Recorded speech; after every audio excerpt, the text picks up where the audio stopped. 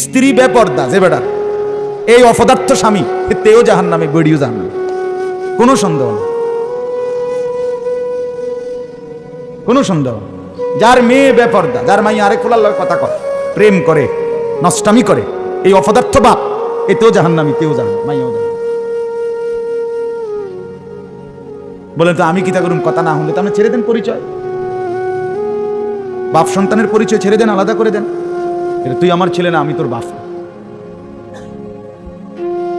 সমাজ মানগুনি, আর সমাজ মানগুনি পরে আল্লাহ মানগুনি আগে, এটা না করে। কথা বুঝেন নাই আপনি?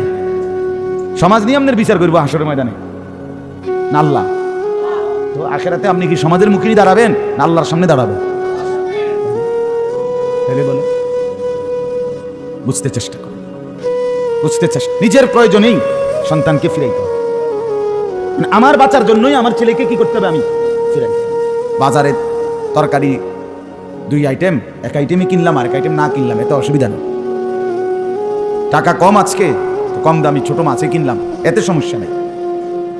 অন্যের ঘরে সোফা আমার চেয়ার দিয়ে চালাই নিলাম, সমস্যা নেই। এটা এই কম বেশি কিচ্ছু হবে না।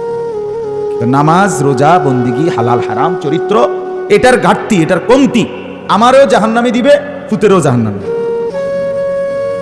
এই কথাটা যদি বুঝাইতে পারতাম তো আমার জিন্দিগি সার্থক হতো।